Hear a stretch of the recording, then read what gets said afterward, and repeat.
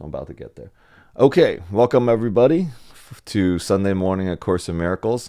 And so the question that we have to start with today's call is, how do we make specialness? How do we take our relationships with our family members, our spouse, our kids, and not make them a special relationship? So first, to define special relationship for the Course, actually, let me just look it up real quick. What would the Course directly identify as?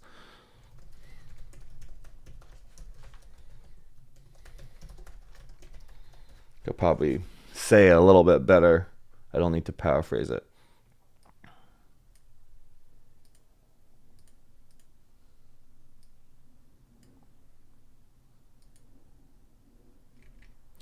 Okay, so A Course in Miracles says special relationships are those that are based on the ego's perception of separation, lack, and need. They are contrasted with the holy relationship. So on the other side, the goal is, how do we make our relationships holy instead of special? So holy relationships really reflect the Holy Spirit's teachings of unity and love, and it's more closely identified to how God gives us the love. So when I mentioned earlier that special relationships is whenever we give away any of our powers and say that the way that somebody else says something or behaves or doesn't say something or doesn't act shifts our experience of love, right? It actually changes our perception, like, of them or about ourselves. So we've made something special. Special is anything that you place on the altar that does not belong there. See, God is on the altar. God's love is on the altar. But what we do is we start to put other things on there, and we start to develop special relationships to them. We can call special relationships kind of like we made God of something that is not of God.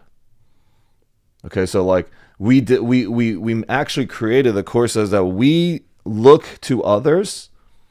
We try to fulfill our lack through people, through things, through money, through, whatever else of this world. So we create all these special relationships. These special relationships really is the ego's tool to create more conflict and challenges and anxiety for you, so that you actually have an experience that this world will never actually fulfill you.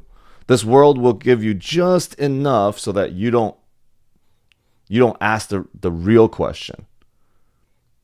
The real question is, are my perceptions true? Is who I think I am true? Is what I think about this situation true? See, the ego doesn't want you to ask those questions. The egos want you to just be in those experiences, so that you're always creating just enough drama, just enough conflict that you're not going to ask that question.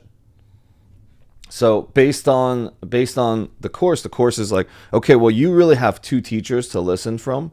When you create a special relationship with your kids, your parents, your spouse, anything that they do, right? If you feel like you've made a lot of sacrifices for your kids, right, and your kids don't show the appreciation, all of a sudden that love that you gave in the beginning, that was really like your version of love, you start to pull that back on a string, and you start to use it as guilt or shame or manipulation. See, that's specialness. Real love can't be taken back or even really be given. It's just shared. It's already in the space. It's always already there. So when we think about specialness, we can think about it in that way. Like, do we give love with a string attached to it, right? If I give you something, right? If I give you love, if I give you a cup of coffee, or I do your laundry, or I cook for you, can I give it and that's it? There's no more thoughts about it, right? In that giving, I already received. That's trust and faith. So we talked about that last week. But can I give and not have to pull back on that next time, right? Never having to use it again. Me and my wife get into this conversation often.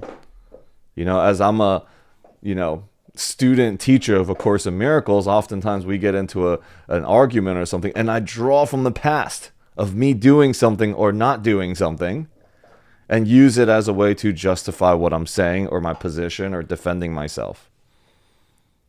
That's that specialness, right? We've made something special which no longer even serves, but we use it as a weapon. So specialness is, we can also say that we can use it as a weapon later on. So how do we shift our relationship from specialness to holy? We give the relationship over to the Holy Spirit, to God, saying, even though I have an image of my husband and my kids, but I am releasing them from the character that I have of them, my expectations of them, my expectations of, how they behave. Should they be more appreciative? Should they give me more love? I release all of that and give this relationship over to the Holy Spirit, and let me experience this from a more neutral place with no expectations, no preferences. It's hard because we, our family members are the closest to us. So they're what the Course actually calls level 3 teachers. Level 3 teachers are family members that are with you, and they provide you unlimited opportunities to return to love and return to the Holy Spirit. They will trigger you the most. They will keep you in a prison of yourself the most, and you will keep them in a prison of the idea of them the most as well. So we give it over and we say, God, this is your relationship. I don't actually know what is the highest possible potentiality in this relationship. I think I do, right? They're my kids. I want what's best for them. Or this is my wife, my husband. I know what's best for them. I know how they love. But can we be in more curiosity and say, here, I don't actually know what is the highest potential of us sharing our life together, even of this moment. So I give it to you and now it's a holy relationship. It's the flip side of a special relationship.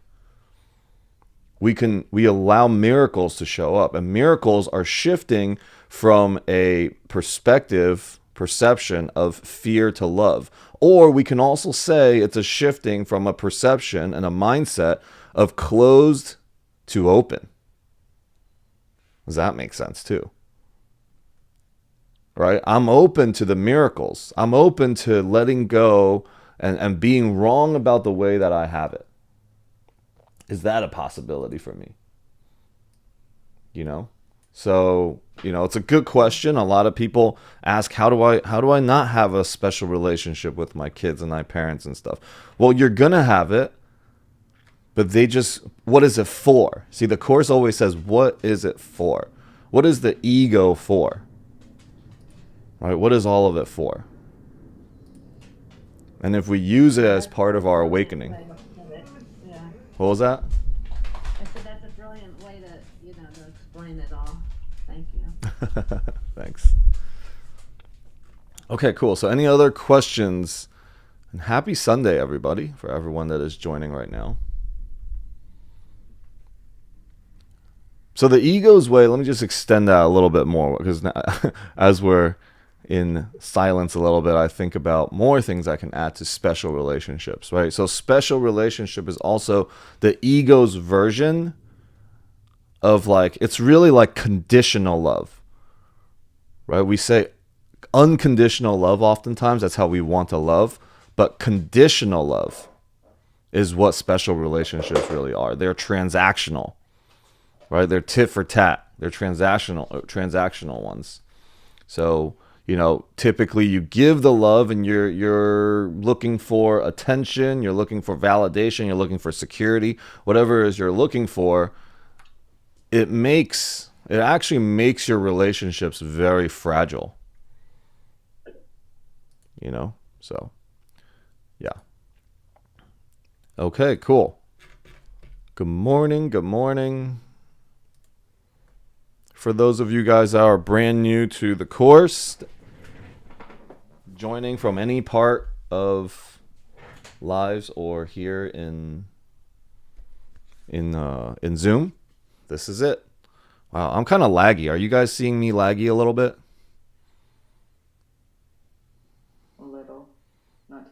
Okay. A little. All right. Yes, Weird. and you've been out of focus a lot too. Really? Focus in, Alex. Focus. Hang on.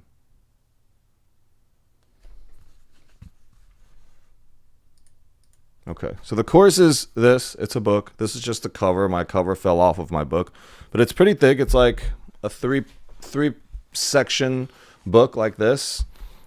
And the goal of the course is really to teach us how to use forgiveness to return our holy minds back to its natural state.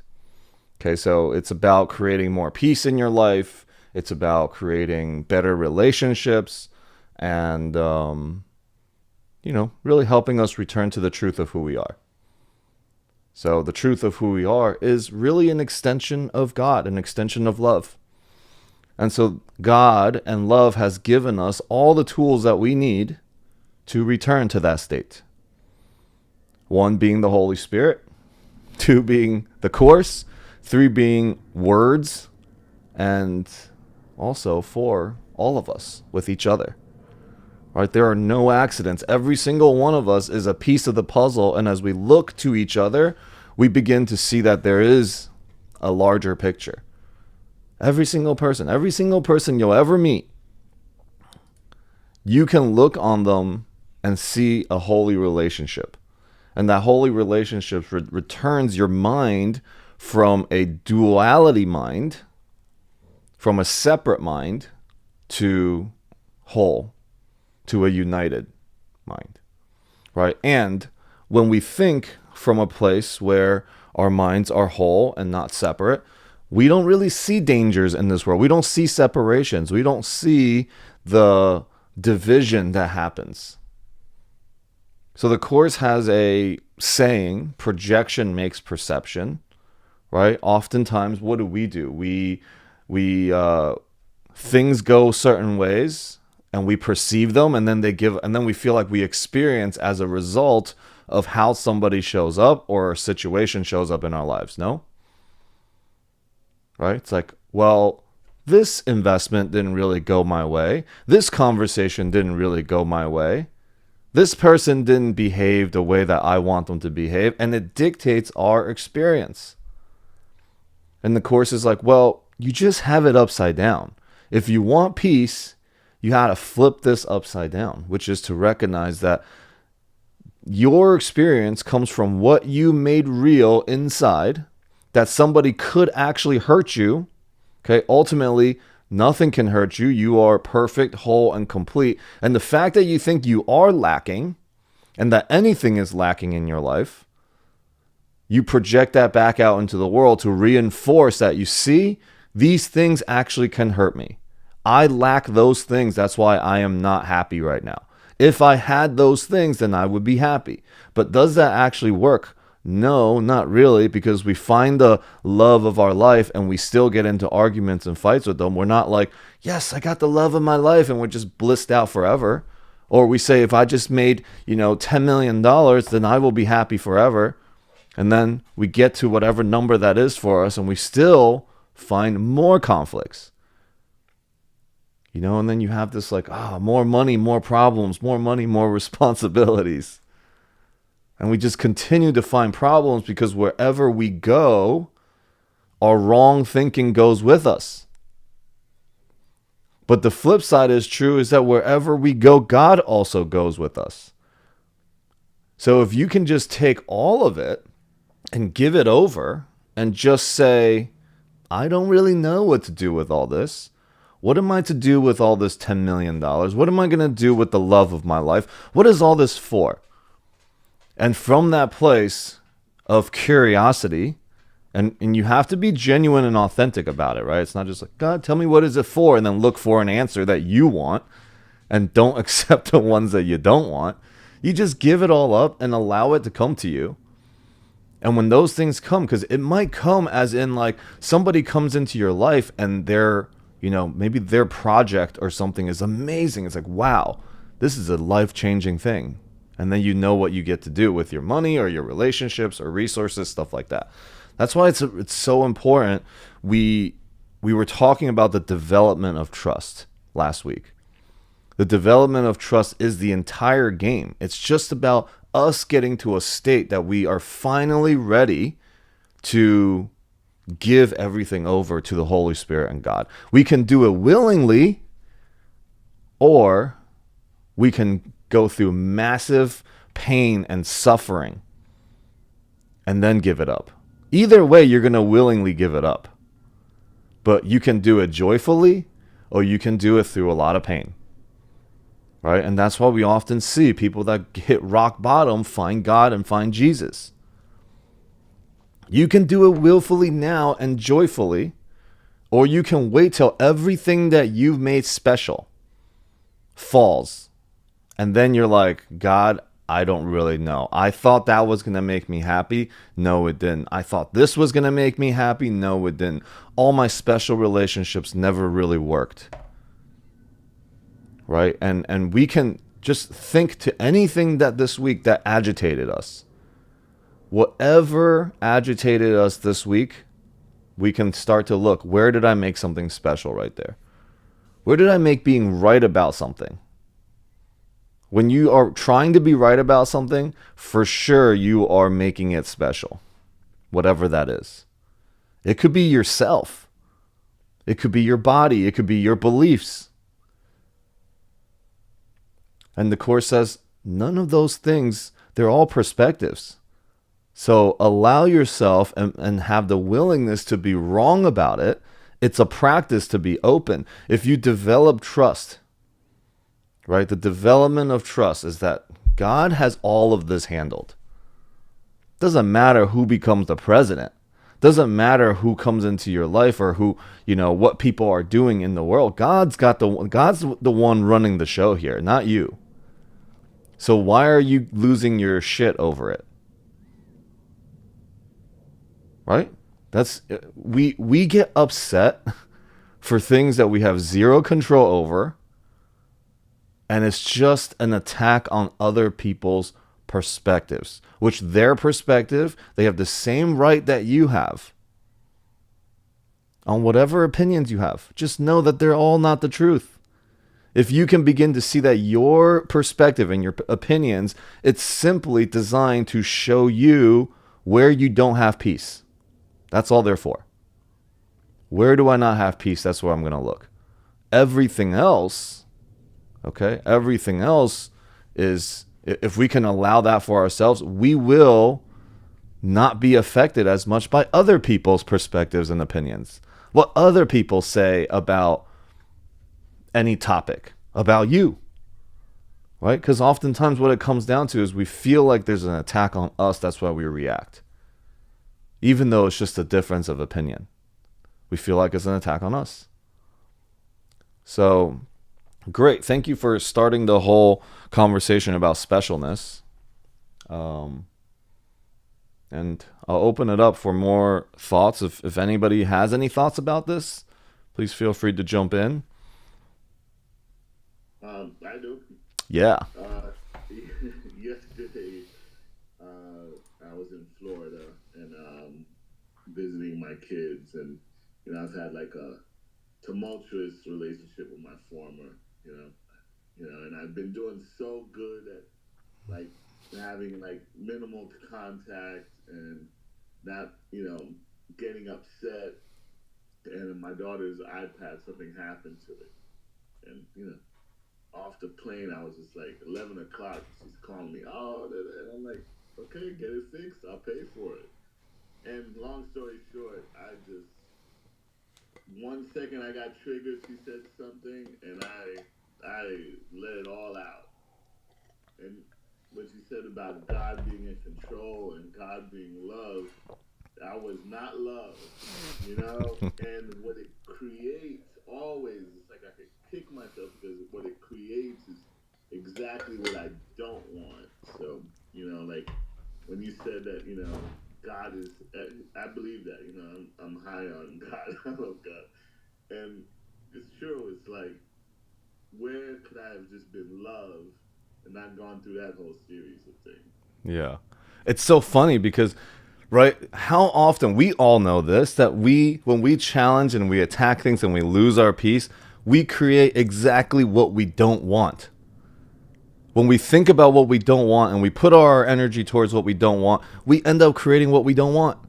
So imagine we just flipped us upside down and we realize what I want is love and peace. Then no matter what you do and what you say, and even if you flip out and all of that, you're still going to create exactly what you want.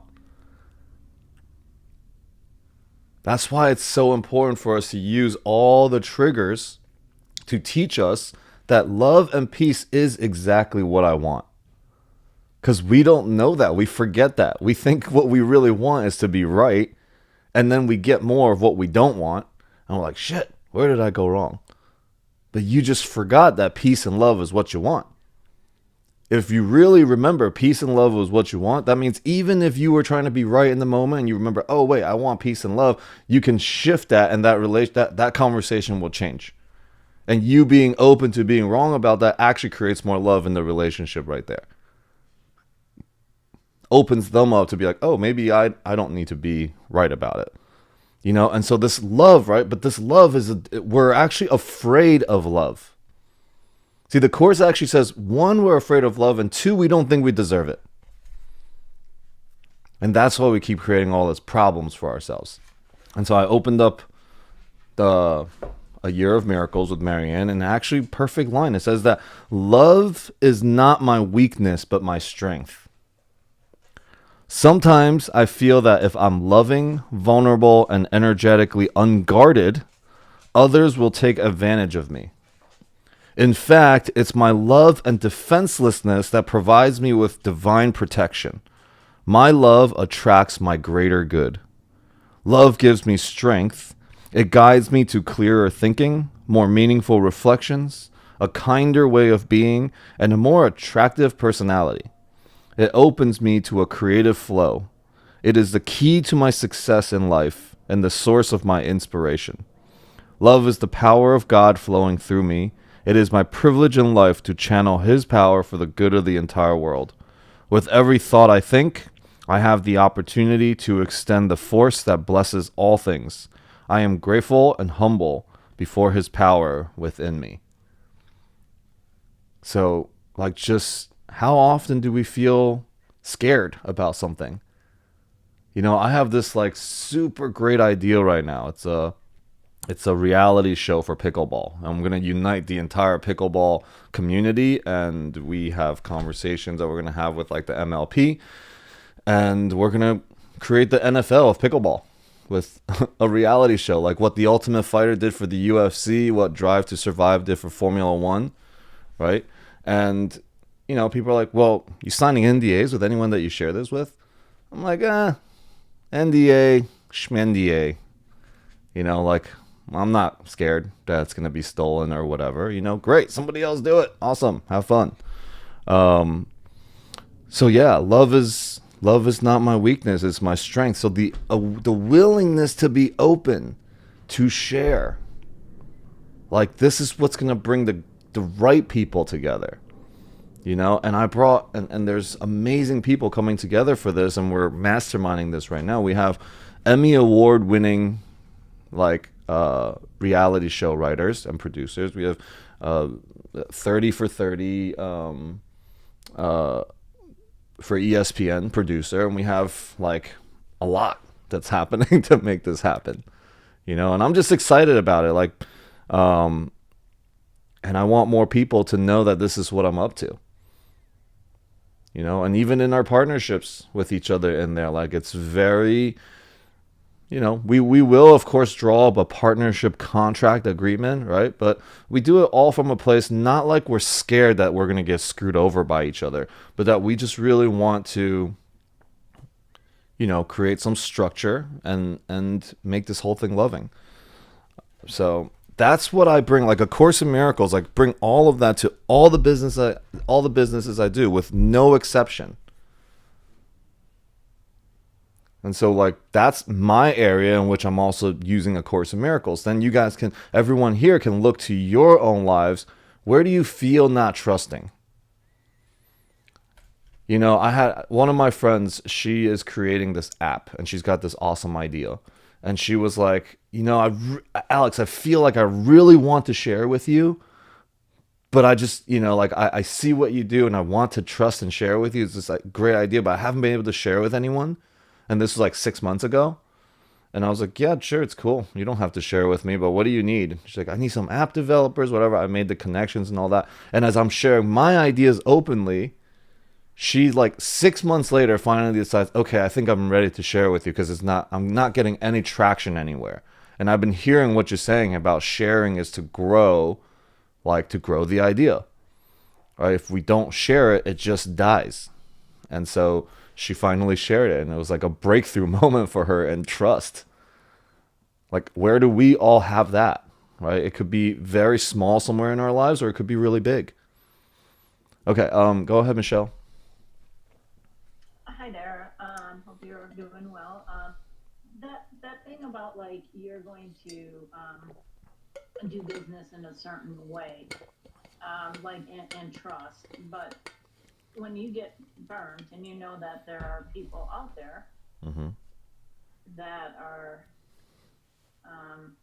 you know, the type of people who don't lead from the heart and they, intentionally try to scam people, Mm-hmm.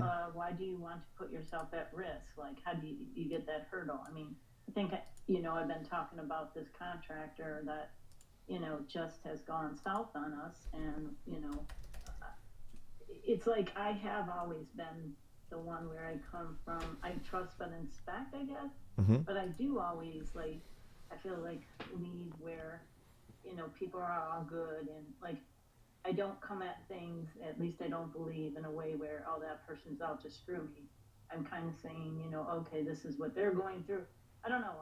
I'm someone who, like, people will open up and share and talk to me about things. But by you saying that as a business person and knowing there's vultures out there, I mean, Mm-hmm. why open yourself up to that? Like, if you could work with people that, like, were, let's say, in our group are good, have come from a good place, if you will, that's one thing. But other than that, it's hard to do that, right? So how do you get yourself to do that? Yeah. Knowing that, like, Uh-huh. like you've been screwed before, right? Yeah. So it's Plenty. to some degree, right? Yeah. So I've. how do you do that? I mean, is that, I don't know, like I'm so logical. I'm like, is that wise? Why would you do that? Like, Yeah. so that's what I try to deal with in my head. So thanks. Yeah, I mean, so here it comes back down to this picture of what do we think we want, right? We think what we want is for this project to work out the way we want it to work out. But perhaps this whole loss and everything, because if we see it as, oh, then I just need to not trust other people or put myself, like protect myself earlier. It's kind of like when we get our hearts broken the first time. Right. Then the second time it's like, oh, all right, we need to verify everything. And the fact that we try to protect ourselves is actually the reason why we stop the relationship from being able to work in the first place. Right. We don't give it that chance anymore. We come from a place of mistrust. I don't trust. So we create that anyways for ourselves. Right. It's the energetic come from that matters. Like, you can come from I trust everyone and here's a contract, sign it. Right? And it's still, the energetic frequency is still I trust. But if you come from I don't trust you, that's why we need to like sign this, then you're just going to create more of that. Because you're always, no matter what you do, you can't lie to yourself. You're going to create more in life, right? Our external world is a reflection of our state inside. So if we come from I don't trust, then that's just more of an opportunity to show you why you can't trust. And then what we do is, see, like, it's like on the left side of the line right here is our past. And our past is full of good experiences and bad experiences. But what we do is we highlight all the bad experiences and we make all of them much, much bigger. And then we make choices moving forward, not because we had equal good and bad experiences. We actually just amplify, like, one bad experience is like 100 good experiences. And then we make all of our choices moving forward from that one, which is 1 out of 100, right? And we make it that way because, God forbid, the one time that I'm going to get screwed, right? And so it's a really just a come from for you for like peace of mind.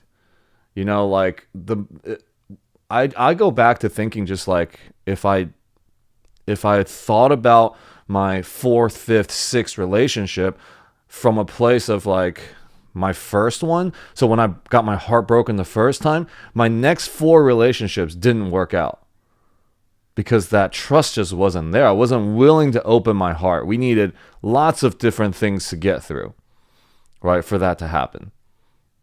And then the last one, I'm just like, screw it. I obviously did some self-development, personal development work, but I let all that stuff that I was holding on to in the past go so that I give this one a chance. So if you're going into your next project, if you want to give that next project a chance, you have to do what the course calls forgiveness work around the past. Right? Yes, be smart, sign the contracts and do vetting, right? Get some referrals, work within the community so you could be smarter, but really not from a place because you think there are people that are bad and is out there to screw you. Right? But from a place of some people are just not there yet. They're all loving. Love exists in everybody. That means if I give you a second chance, and obviously we'll give it from a loving place because I believe in you, you give somebody the opportunity to show up differently for you. It's the forgiveness work that we talk about in the course is not condoning anything that happened, but it's to remove the energetic charges from it so we give the present moment a new possibility. We give our future a new possibility. And that possibility may not look like deals being done smoothly still, but it means that in your heart you are more forgiving and that you believe in people more. Like that might be the game. Right? Because we think that the game is one thing and it's really not. That's why we give it all over to the Holy Spirit. So Holy Spirit, show us miraculous moments. Right? Miracles are natural order of things. If it's not happening, it means we are out of alignment with who we truly are. So if miracles are not happening every single moment for us, it means we are holding on to some stuff. Right? We are holding on to some things and we have grievances is what the course calls it. And love holds no grievances. Yeah. Thank you for that share. Both Donna and Michelle, both of your shares are really good.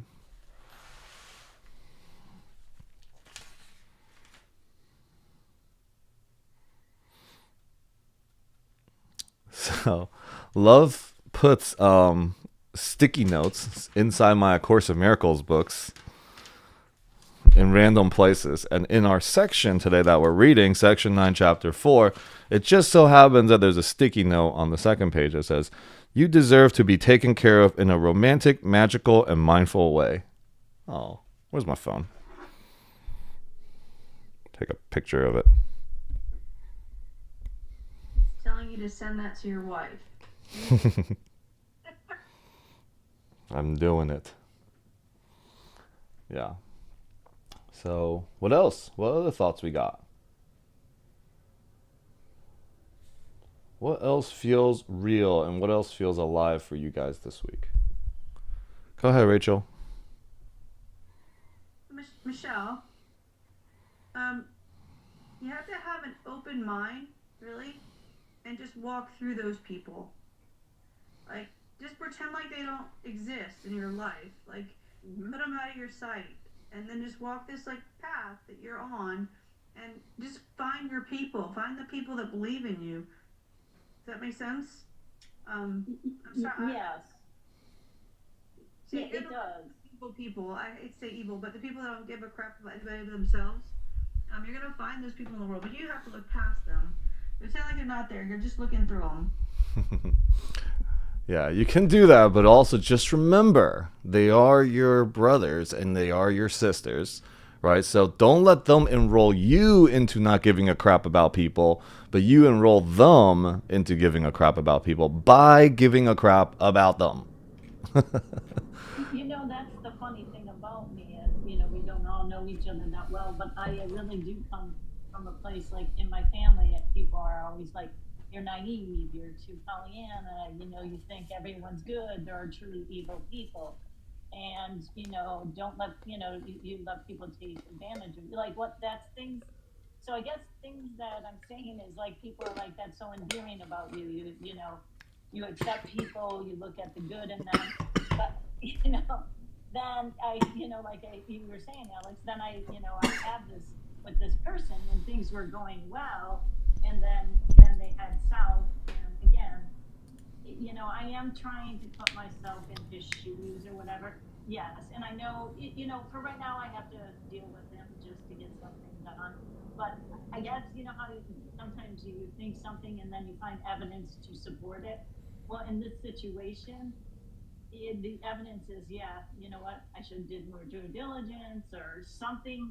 I missed something. Mm-hmm.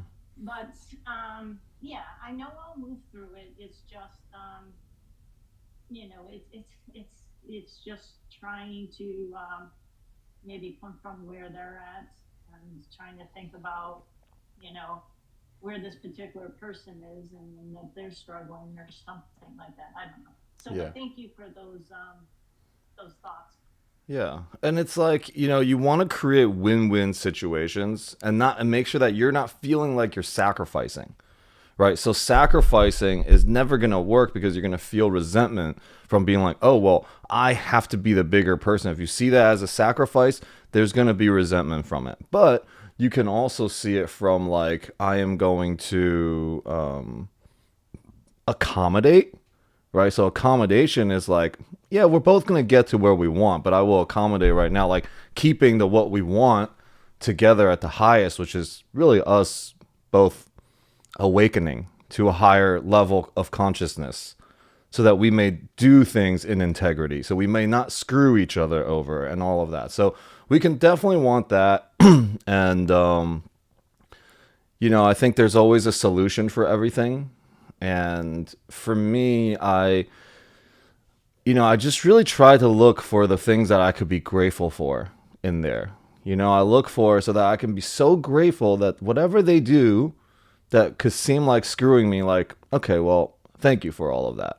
That's why the Course says if we use the triggers at some point, when we use the triggers in the right way, giving it to the Holy Spirit, like somebody can really, really hurt us. But because they hurt us so much that we were so low and we had to give everything over to God and we find peace and we find God, we could be like, wow, thank God you were so terrible to me. Thank God you did this to me. Thank God. Thank you so much. See, that changes it's a perspective that was shifted, right? Like you don't have to condone anything that they did. You shifted the energies that was attached to that from a place of resentment to a place of gratitude. Fuck. Thank God. Thank God that happened, right? So many things in my life, like at the time I was getting screwed so badly. And now I'm like, thank God, because then I would still be in the restaurant business right now. I might never have found a Course of Miracles. I might have never even done more real estate. I might still be running 2 restaurants right now, like dying in there. Thank God I got screwed over $450,000. Looking back, of course, easier said than done. But can we start to like bring future like back into the present moment? We can see like this is what trust does. Trust says, no matter what's happening right now, someday I'm going to say, thank fucking God that this happened. So we might as well just do it now. Try to find how we can say thank God now. Right? And so it's just, as we step more into trust, this future version of us that is saying thank God for all of it comes to the present moment. And we bring it closer and closer to it. And then we start, and this moment now always starts to become what the Course calls the holy instant. It's like, oh yeah, I see how holy this moment can be because there's so much happening. And only love is happening right now. Everything happening, best case scenario. That's trust. And then when we develop that level of trust, last week we mentioned all the other characteristics that comes with it. Right? All the other characteristics that comes with trust, when we get to trust, is honesty, right? Honesty comes as a result. Like if I don't feel like I'm ever going to be attacked, or if I'm not going to be scared and it's always safe, then why do I ever not want to be honest? Right? The only dishonesty comes from because we feel like there's going to be a repercussion for being honest. And then because we don't trust that other people will hold the space for us to be honest.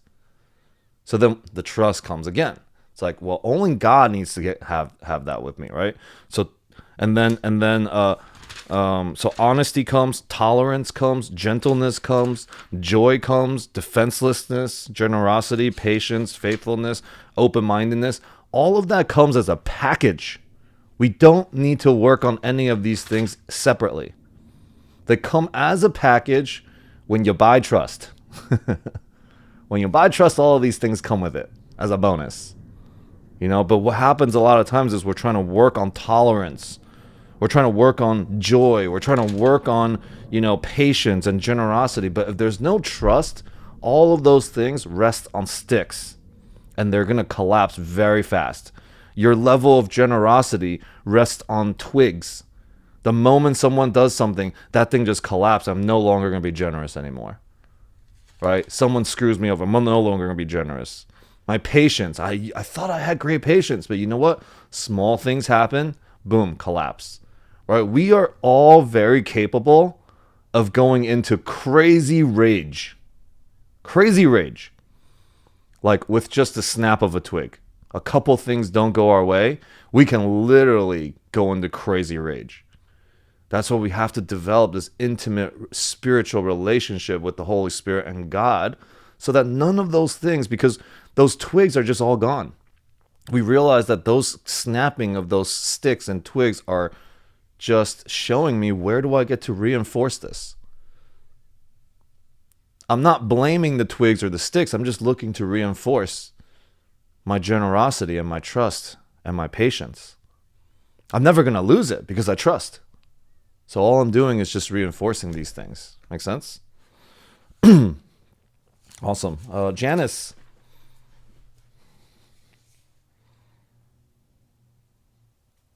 Wow. Thanks so much. That was profound. Thanks. I know that really was. That was really profound for myself. So thank you guys. I know it flows through you. Yeah. um, so, um, I have to gather myself after that. So, what I wanted to share is that I've just had just one thing after another of coming from the outside environment, and it's been extreme and rough for the past 4 years. It's finally calmed down, but still rears its head, and just the other night, um, I was coming out of, this is just an aside, this is whatever. Uh, I was coming out of a parking lot, and there was oncoming traffic coming, and it was a red light for me. And this kid behind me gets up like that close to my car and starts leaning on his horn really intense. He wasn't letting up. He was just and it was just shaking. My nervous system was just wow. I wanted to just go, but I couldn't because there was oncoming traffic. And I thought, like, what is this kid doing? Like, he's doing this on purpose, so I have to like regain my footing and not kill myself because someone wants me to, I Uh-huh. can't.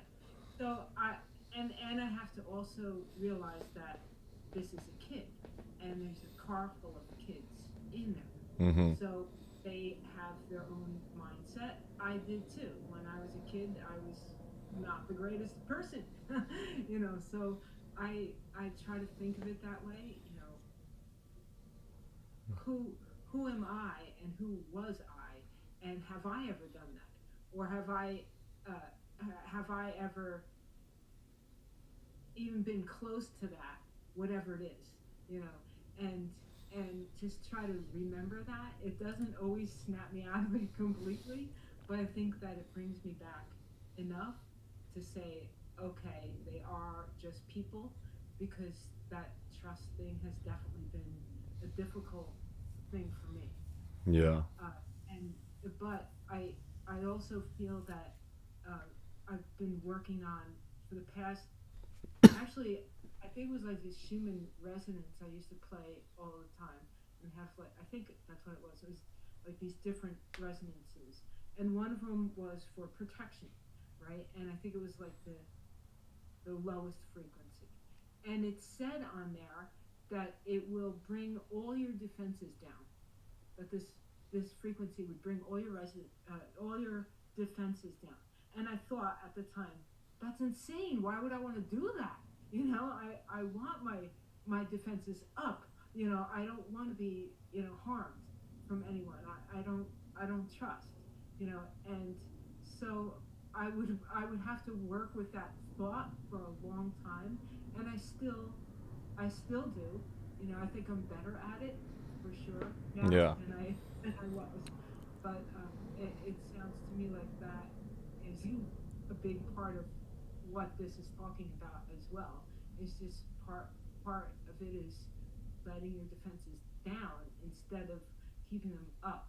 Because when we keep them up, we're just attaching our own perspective, which is the real cause of everything that bothers us. Mm-hmm. You know, I was thinking about that the other day too. It's like, that what is it that, you know, really makes life difficult when it's difficult, Mm-hmm. or good when it's good.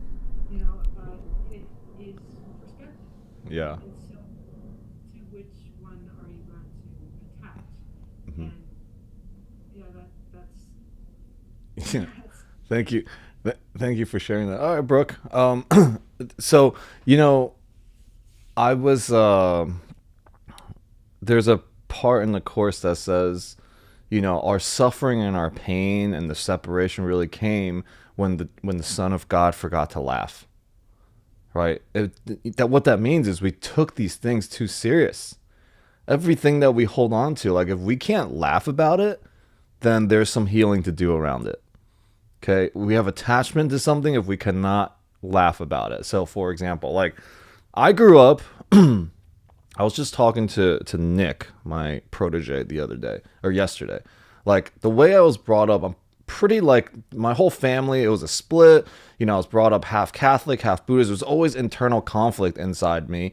My dad was part of like the mafia in Taiwan, and we, you know, there was a lot of guns and knives and stuff in our house, and we cleaned it. And you know, constantly hearing about fights, and my dad and his brothers kicking the crap out of this person, that person. So I grew up pretty violent, and I always, you know, even today, sometimes I see things in a way like I size up people. I'm like, could I like beat this person up? Like, what happens if this person gets me mad? So that comes through my mind sometimes. And so I laugh at it all the time because there's just this like wanting to create conflict, you know, and I had this issue when I was younger, like in high school and college, always getting into fights. But, you know, now I'm playing pickleball, right? And pickleball is like this fun sport. And so we're walking like on an outside court, and I'm walking, and I'm like just really like happy and everything. I'm looking at, you know, people play. I'm like, wow, look at all these old people out here playing as well. How cool. And I didn't know the rules of pickleball for whoever wants to be on the next, like whoever is next up. They just take their paddles and they just put it on the ground next to the court, like where people are walking. So I'm like looking, and I step on somebody's paddles and they flip on me. They get like, you know, they're like, you know, they get real upset, like the lady screamed or whatever. And, you know, a part of me, what directly comes up is like, oh, you want some conflict, right? Like you want to get like killed over pickleball, you know, like these types of thoughts come over my head. And as I just like, oh my God, wow, that was insane. I walk off. I didn't get very, you know, angry with myself. I'm like, oh my God, here I go again. I just laughed at the fact that I even had those thoughts, right? This is where healing happens, when we can laugh at these things.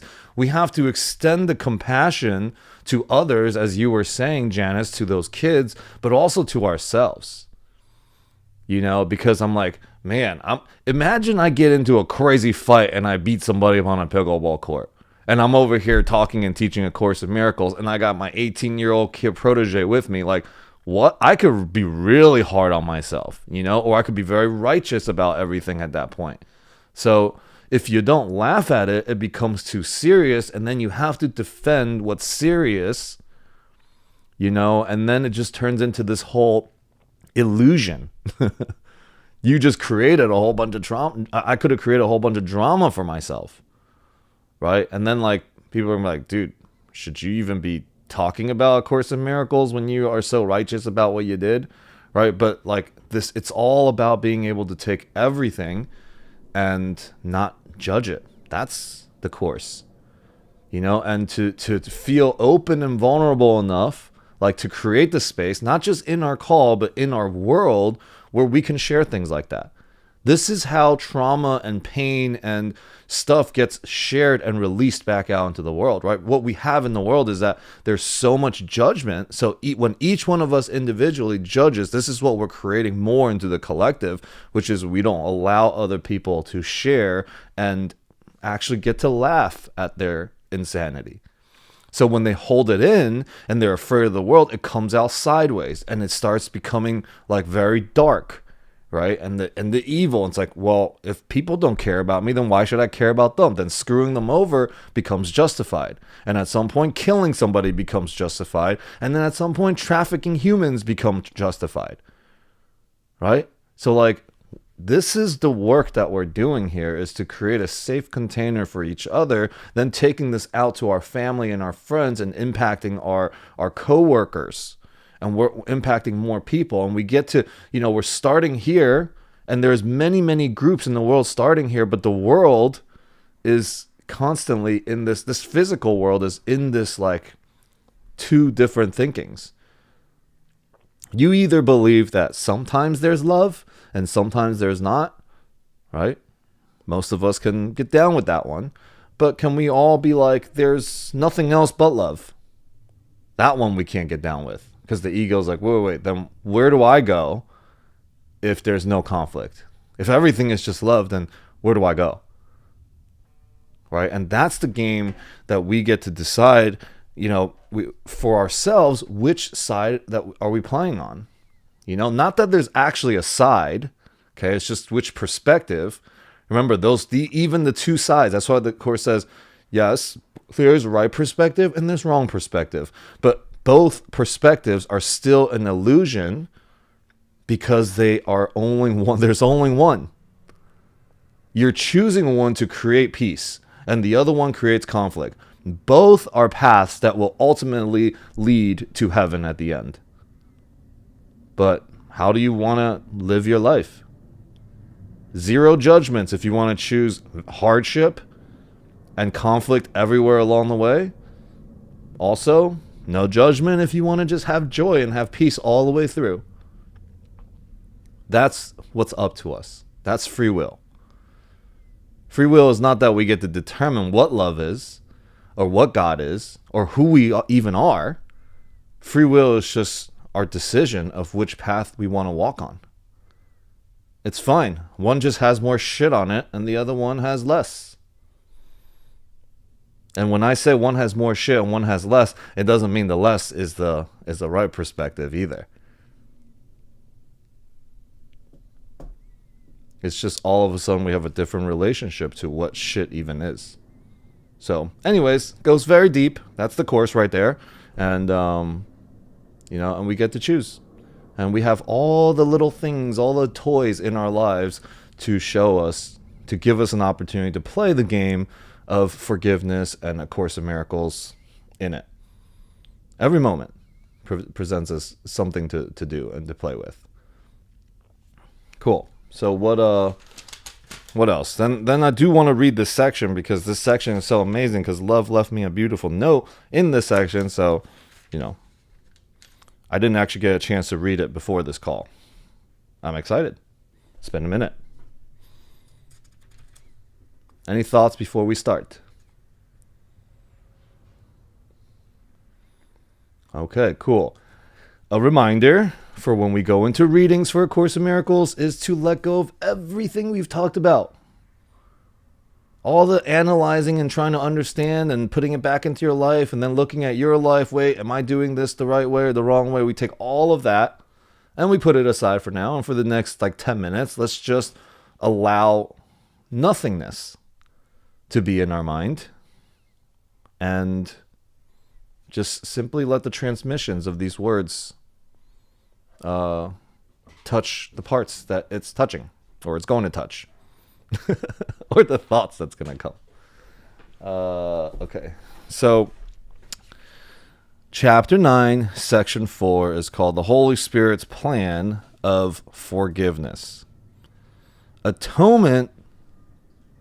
What? Upstairs in the bedroom. Atonement is for all because it is the way to undo the belief that anything is for you alone. To forgive is to overlook. Look then beyond error and do not let your perception rest upon it, for you will believe what your perception holds. Accept as true only what your brother is if you would know yourself. Perceive what he is not, and you cannot know what you are, because you see him falsely. Remember always that your identity is shared, and that its sharing is its reality. You have a part to play in the atonement, but the plan of the atonement is beyond you. You do not understand how to overlook errors, or you would not make them. It would merely be further error to believe either that you can make them or that you can correct them without a guide to correction. And if you do not follow this guide, your errors will not be corrected. The plan is not yours because of your limited ideas about what you are. This sense of limitation is where all errors arise. The way to undo them, therefore, is not of you, but for you. Right? So the idea, the fact that we can even see any errors is that we have limitations about things, which is the reason why errors occur in the first place. So if we try to correct the error from our limited perception from where the error occurred, of course, more errors show up, right? Einstein had a great saying about this that, I know he does, but all of a sudden I just had a brain fart. The thinking that created the problem is not the same thinking that's going to be able to create the solution for the problem, right? So the error, the original error for it is is a reason why errors occur. That's why we need a guide.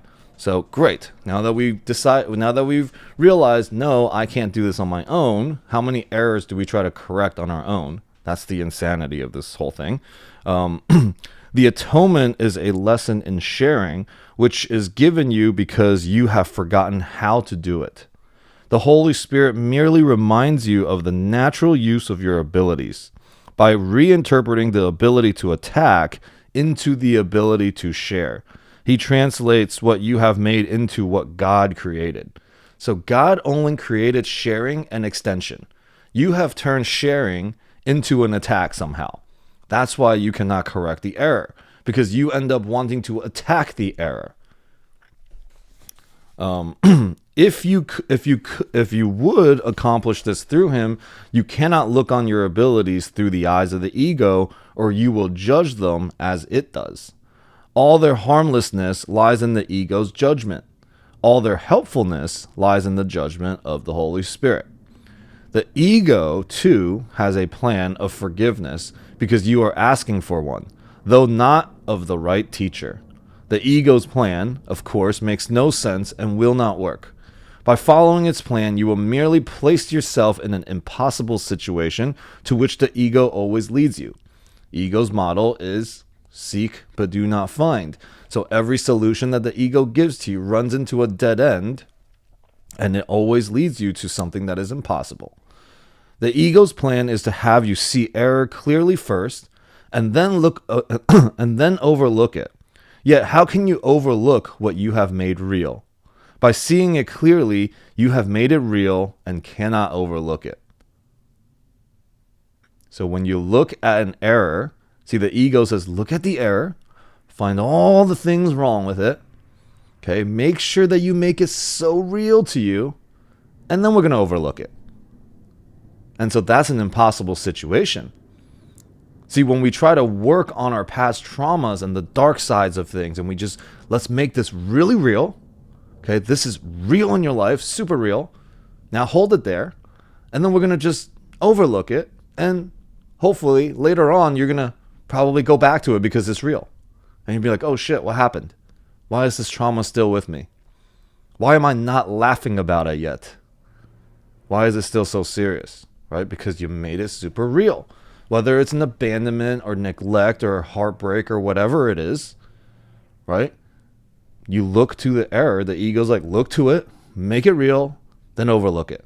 That's how the ego uses forgiveness. Now let's see what the Holy Spirit does. This is where the ego is forced to appeal to mysteries, insisting that you must accept the meaningless to save yourself.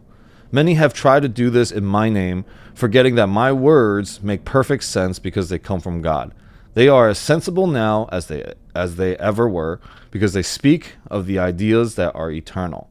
So even the ego's like, okay, now that because you can't fix this, we'll create another image of some kind of mystery, and we can say it's Jesus or God or Holy Spirit, but still creating that as a separate entity, right? So, all right. Forgiveness, see, it creates another entity and says the other entity, God or whatever, will do the forgiveness, you know? So forgiveness is learned of me, and we actually use that to guilt and shame and attack others. So this is how human beings have played with faith up to this point. Forgiveness that is learned of me does not use fear to undo fear. How often do we use fear to try to undo fear? You know, my wife and I have this conversation all the time. Like, all right, our agreement is never to, if we ever catch each other using guilt or shame, using fear to undo fear, we automatically get to remind each other. And that's an agreement that we get to have. We don't take it personal when we say, hey, you know, we made an agreement that, like, we're not going to use guilt or shame to try to manipulate a situation, right? So then immediately we've gotten to a point that as soon as we get caught, like, we don't see it as an attack, but we see it as a reminder, and we just stop doing it. And we're like, oh my God, wow, sorry about that. I take that back. See, we allow ourselves to take these things back, but most of the times in relationships, we don't. Forgiveness that is learned of me does not use fear to undo fear, nor does it make real the unreal and then destroy it. Forgiveness through the Holy Spirit lies simply in looking beyond error from the beginning, and thus keeping it unreal for you. Do not let any belief in its realness enter your mind, or you will also believe that you must undo what you have made in order for it to be forgiven. See the insanity in that? We made something real, and then we have to go and undo this thing to make something real that we made unreal, so that we can it can be forgiven. We create an extra step, and we actually can't do that because we've already made it real. How do you make something unreal when you've made it real? Must give it over. What has no effect does not exist, and to the Holy Spirit, the effects of error are non-existent. By steadily and consistently canceling out all its effects, everywhere and in all respects, he teaches that the ego does not exist and proves it. Follow the Holy Spirit's teaching and forgiveness then, because forgiveness is his function and he knows how to fulfill it perfectly. That is what I meant when I said that miracles are natural, and when they do not occur, something has gone wrong. Miracles are merely the sign of your willingness to follow the Holy Spirit's plan of salvation, recognizing that you do not understand what it is. His work is not your function, and unless you accept this, you cannot learn what your function is. So the function of the Holy Spirit is the teachings of forgiveness. That is the Holy Spirit's job. Your job is to have the willingness to follow the Holy Spirit's plan. That's your job. So if you think that you think that your function is forgiveness, then you no longer know what your function is anymore.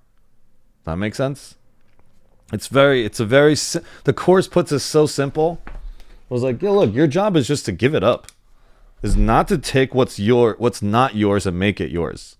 Your job is to give me what's mine and you keep what's yours. That's what the Course is saying. At least in my perspective. The confusion of functions is so typical of the ego that you should be quite familiar with it by now.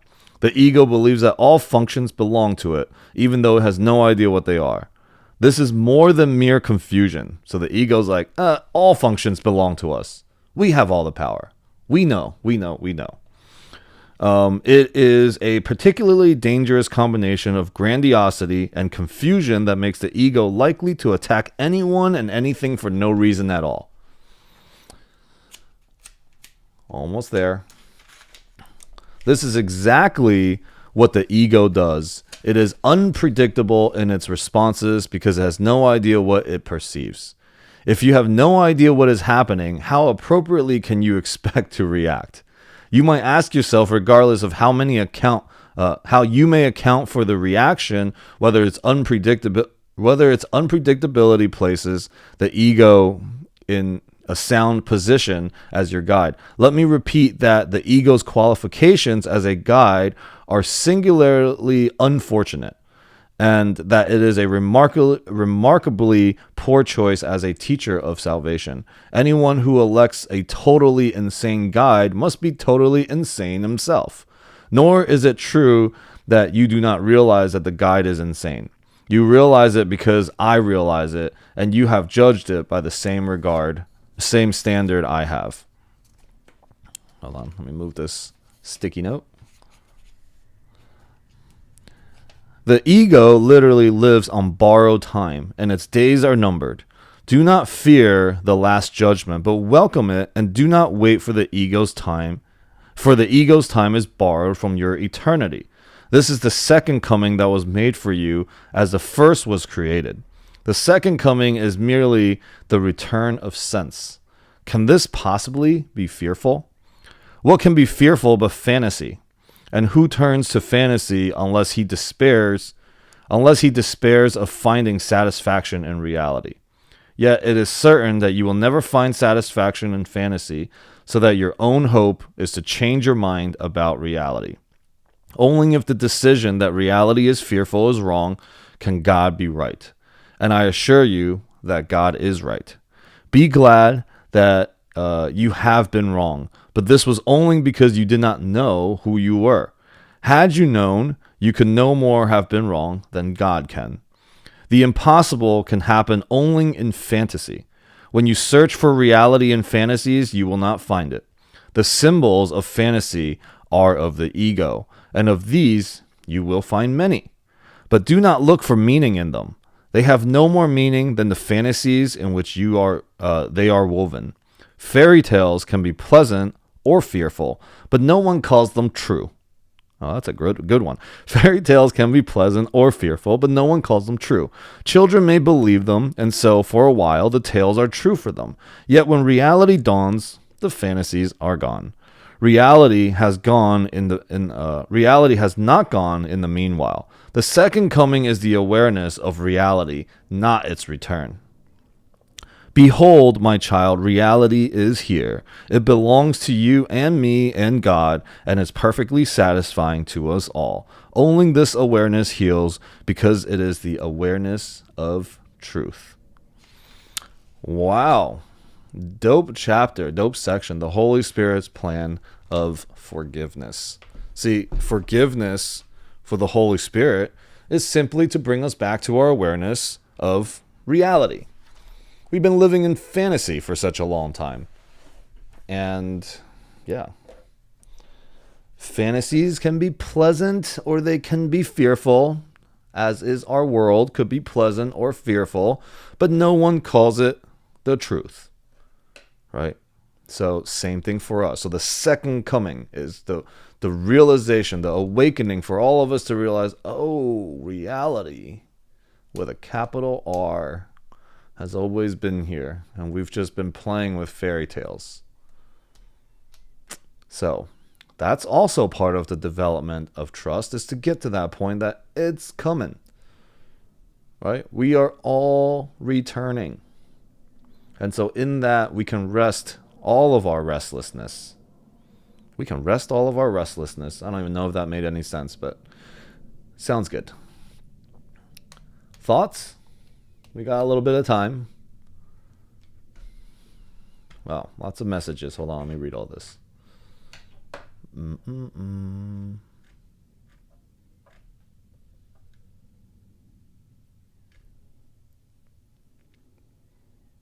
You know, from you guys' shares is where epic things come from.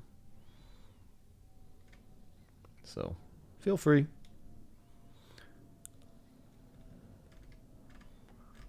Right on. Off to watch the Dolphins kick butt. Hi. Jill! Where you been? Haven't seen you in a minute. Yeah, I'm driving, so it's hard to talk, but I can't resist. I just came off a 10-day service vipassana, and but I was thinking about the second coming. Great call, as always. I was so glad I got to get it on my way home and listen. So what I was thinking about that is in when I did my first ayahuasca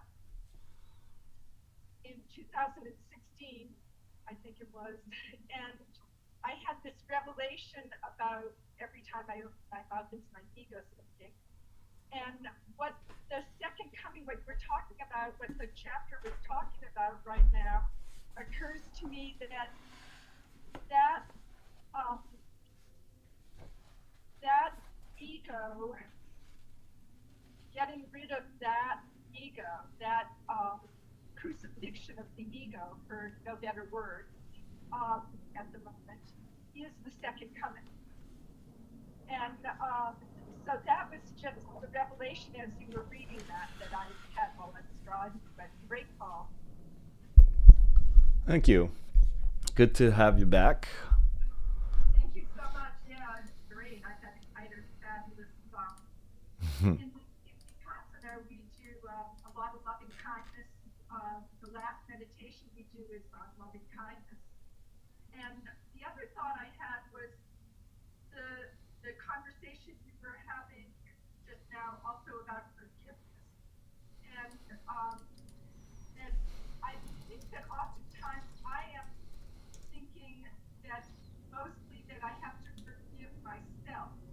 And what this call was telling me, I don't think I have to do that. In a way, that's what I was sort of hearing here. Most of my, a lot of self-forgiving. And but listening today, I sort of heard something about Holy Spirit is taking care of that anyway. Mm-hmm. So yeah, comments. Yeah. So Holy Spirit is always taking care of everything. that's the whole development of trust, is that we're not doing any of this alone. Right? And to recognize that what belongs to the Holy Spirit is the Holy Spirit, and God is running this game and running this show. We just get to be witnessers. And our function is literally to give, like in our minds, everything that we thought was our responsibility back over to the Holy Spirit and God. And then we will be purely in our flow of what we're supposed to be creating. You know? As an extension that is like aligned to our function, not as an extension that is aligned to God and Holy Spirit's function, because that's their job. If we think it's up to us to decide who's going to be the president or judge who's the president, right? Or we're going to judge what's happening in the world and all of that. Like, yes, we want the best for everybody, but we do what we can, but it's also not up to us at the end of the day.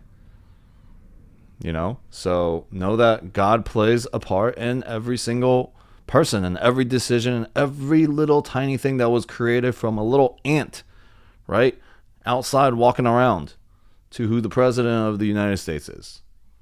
So that's that faith that we're talking about here. So yeah. Yeah, and thinking about the Holy Spirit was poured out upon the world, the earth, when at Pentecost. Mm-hmm. That's the moment when the Holy Spirit came to all of us, and basically that was Jesus' assurance to everybody who believed in Jesus at the time that that would be, so to speak, his representative. So Pentecost was that moment, and yeah, and you know, because everybody was so upset about him leave it. Yeah. And so, yeah, so that was that moment. Thank you. Yeah. Go ahead, Janice. I'm so glad I came today. That meeting was amazing. Oh. I mean, and I have to say, like, I've been working on that a lot for the past at least year. I started, you know, realizing that thoughts are fantasies and that you can create a whole world around it, and people do, you know, and I've learned to question, you know, calmly, and and when I get the answer, to trust that, and that is reality, you know. And then when you get to reality, you're like, oh, okay, so that just dispelled everything that I was thinking before, which is nice, you know. And here I am, and it's something different, and it's pretty wonderful, you know. And that's an ongoing process, obviously. You know, but yeah, I just hearing that in the reading just really blew my mind, because it's exactly how I think about it. Is fantasy, and reality is the cure for it. Yeah. And reality to me is about, again, asking, and then the added thing of trusting the answer. So, yeah, thank you so much. Yeah, and you know what's, I always think about is like the fact that we come into this room together here on a Sunday morning in Zoom, like what came first? What we're talking about on this call, or or the thoughts that, was designed for this call, and what would even come through. Right? Like, cuz if we think about time as happening all together, right? Like, of course, we're going to be here listening to the most perfect thing that we needed to hear. So, awesome. Thanks for sharing. Go ahead, Javier. Thank you, Alex. Hey, I have wanted to ask a few questions, but then you say something else and my mind gets more blown. So I have been like a pinball game, like tick, tick, tick, tick, tick, tick, tick, tick. So I just want to be silent the rest of the afternoon. So thank you so much for today. It has been amazing. And thank you, the guys, for their intervention. Do you remember, Alex, something that you said that makes total sense, but maybe it just came from you, or you just remember it right now? Like the ego had like some steps. It makes it real, it overlooks it, and what was that, like the next thing that it does? If you remember that right now. What I just read before? Yeah, it was something that probably you remembered while you were reading, Mm-hmm. and then you said, because it makes it real, then it overlooks it. Yeah. Then you said someone else, which I heard it was incredible. Well, we take our traumas, right? We take these things and we make them real. We work on them. But how do we make something real? Like, we believe it's real, and then we got to make them unreal, right? And so, like, we forgot to laugh at those things, so we took them seriously. And as long as they're all still serious, we have not made it unreal. Right? Even though we can say, oh, I've worked on it, I've done my forgiveness work around it. Well, can you laugh at it and joke at it? If you can't, then no, you are still making it real. Right? And so, like, that's the game. That's the game, is how fast can you start to laugh at your own insanity? Can you laugh at all the places that you put specialness? All of your righteousness around what you understand and what you know? All right, can we just constantly be giving that up and then realizing, wow, that was insane. I thought that was mine, but it's really not mine. Oh, wow, that was insane. That was totally the ego. Great. Good job, ego. Thanks for showing up. And remember, the Course is like, what is it for? Thank you, ego, for showing up so that I can remember you. You're helping me forget right now, right? I forgot. That's why I got angry, and that's why I'm going to fight somebody over pickleball. Thank you for reminding me that, so I can strengthen my remembering of, all of that stuff. Yeah, so good job, ego. Thank you. right? And that's the shifting of our relationship to things, is to let go of the resentments and the grievances around it when it shows up again.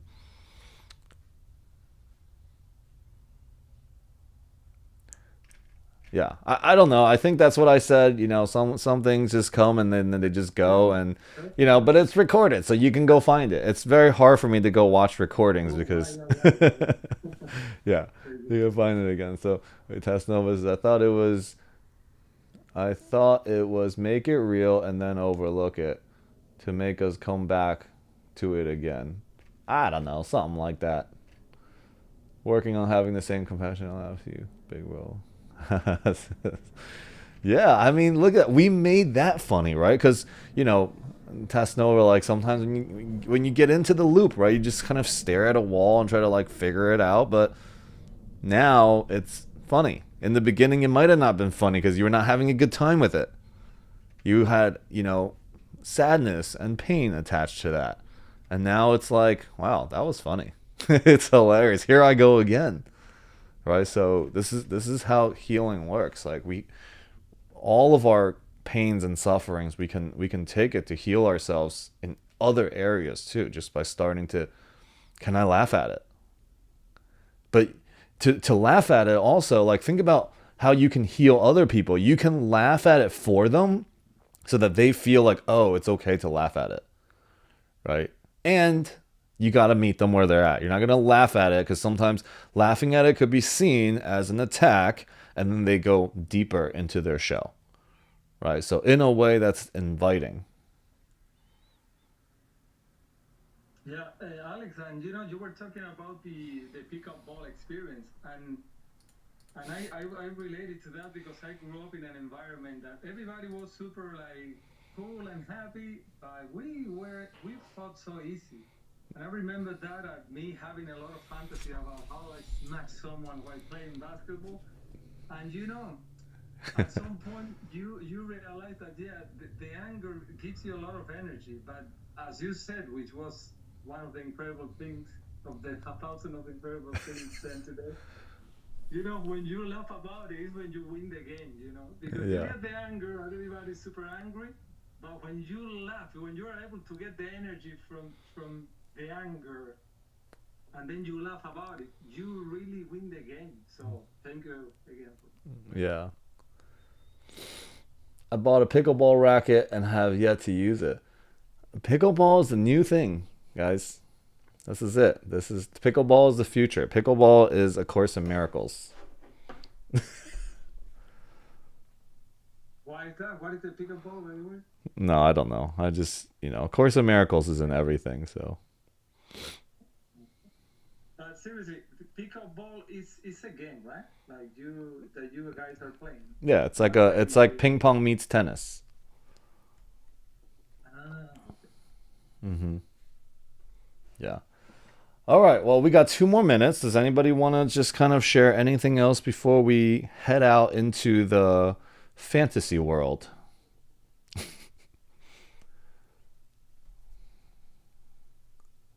All right. Oh, yeah. This is the Las Vegas, like, midnight dinkers.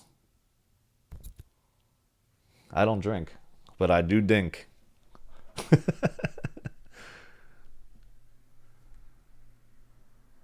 For anyone that doesn't know what that means, dinking is just like tapping the ball back and forth over the net with each other. It's a light hit of the pickleball.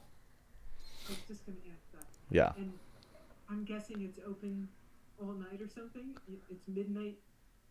Well, they're starting to get there. I mean, because the courts are so packed. Like, if you want to book a court, like, I don't know, someplace, like, especially because Vegas is only like 2 indoor courts, it's like 3 weeks out to book to play pickleball. Wow. Yeah. So, anyways, I'm gonna go play pickleball again today. So that will be like 5 times this week, which is now a record for me. I've been in it. I've been super in it for about 3 weeks. But yeah, I love pickleball. Look forward to playing with you sometime. Yeah, let's go. Come out to Vegas. Let's go. We have a Rainmaker in Vegas, December. So Hope to see some of you guys there. It's gonna be a dope one. When we'll play pickleball. Yeah. All right, guys. Have a fantastic day. Much blessings to everybody, and I will see you guys on Wednesday. Blessings. Later. Thank you.